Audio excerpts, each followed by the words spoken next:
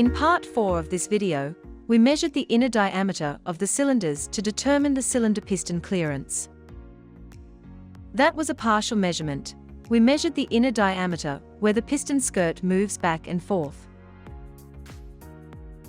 The last measurement we will take to determine whether the pistons and cylinders are still usable is the out-of-round of the cylinder bore. Point 1 in the table in the VW workshop manual states that the out-of-round must not exceed 1/100th of a millimeter. The out-of-round of new cylinders should be 0, but we recommend carefully remeasuring even new parts before installation. What is out-of-round? And how is it caused? To explain out-of-round, let's go back to video 6 of this series. There, we explained how the 4-stroke engine works. The connecting rod plays a major role in the out-of-round of the cylinders. Here you can see that during the 3rd stroke, which is the power stroke, the piston pushes against the connecting rod with enormous force. This large force is transferred via the connecting rod to the crankshaft and flywheel. At that moment, the connecting rod is connected to the piston at an angle. Here we show the movement of the connecting rod. At the beginning of stroke 3, which is the power stroke, the connecting rod is connected to the piston at an angle. Because of this angle, the piston will not be pushed in a perfectly horizontal direction, but will also be pressed partly against the wall of the cylinder. Due to this pressure from the piston rings against the cylinder wall, the cylinder bore will slowly but surely be worn away. You can feel the resulting wear. In engines with a lot of wear, you can even see a rim on the side of the cylinder head. The greatest wear will be visible on one side of the cylinder. Due to the angle of the connecting rod, the most wear is at the bottom of cylinders 1 and 2 and at the top of cylinders 3 and 4. To prevent wear as much as possible, the piston pin hole is positioned off-center. That is why it is important to install the piston correctly and pay attention to the arrow on the piston head. Please refer to video 23, where we discuss the assembly of the pistons and cylinders. In part 4, we already measured part of the cylinder inner diameter. Namely, the part over which the piston skirt moves back and forth. Now we will measure the cylinders over their entire length. In the previous videos, we used a caliper to estimate the inner diameter of the cylinders.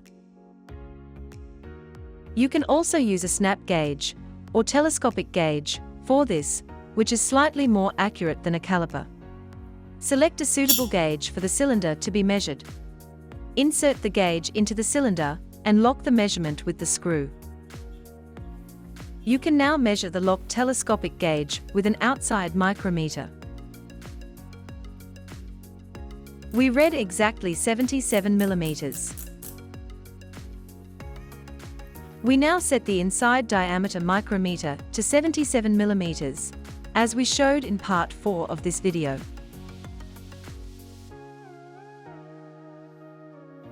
To determine the out-of-round of the cylinders, you will need to measure the inner diameter both horizontally and vertically. Horizontal is perpendicular to the flat side of the cylinder. Vertical is parallel to the flat side. We start with the horizontal measurement of cylinder 1. Position the internal micrometer in the cylinder. Start close to the edge.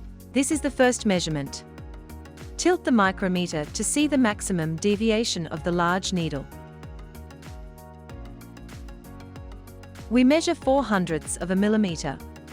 This means that the inner diameter is 77 millimeters, plus 4/100ths. Watch part 4 of this video for more information. Lower the inside micrometer by about 15 millimeters. This is the second measurement. We now also read 0.04 of a millimeter. The third measurement is slightly deeper in the cylinder. We measure 0.05 of a millimeter. For the fourth measurement, we read 0.06 of a millimeter. The last measurement is the deepest in the cylinder.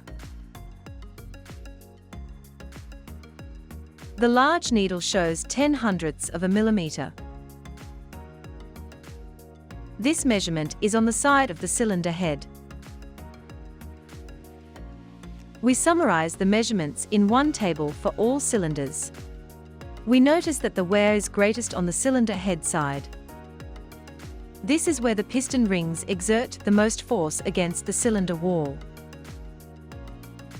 The wear on cylinder 4 is the greatest, at almost 0.2 of a millimeter. To determine the out-of-round, you also need to measure the inner diameter, parallel to the flat side of the cylinder. This is the vertical measurement, as mentioned earlier. This is done in the same way as the horizontal measurement we just performed.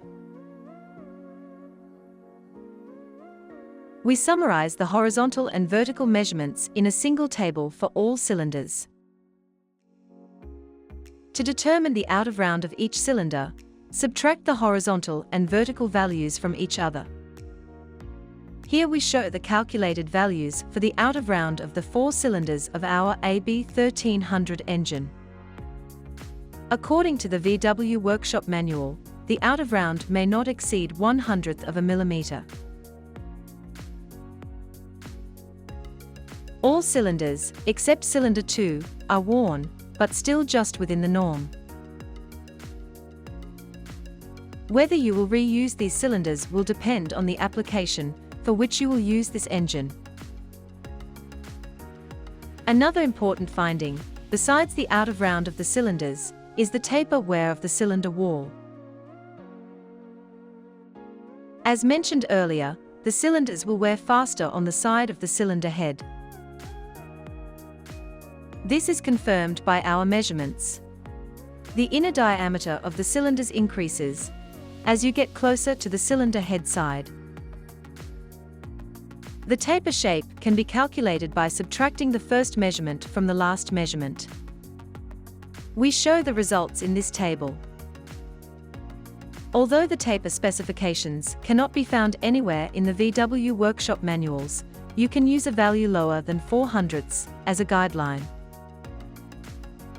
The wear limit is somewhere around 0.25 of a millimeter. Cylinders 2 and 3 are below the ideal value. Cylinder 4 is close to the wear limit.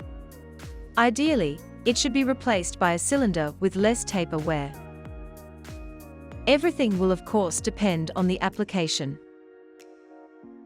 Greater out-of-round or a pronounced taper shape will affect compression and oil consumption. With these 5 parts, we have completed all measurements on our cylinders and pistons. In the next video, we will assemble the pistons and cylinders. See also video 24, where we discuss honing the cylinders. Honing will affect the dimensions of the cylinders. More information about all the parts and tools used in this video series can be found as comments under each video on our YouTube channel. See you soon.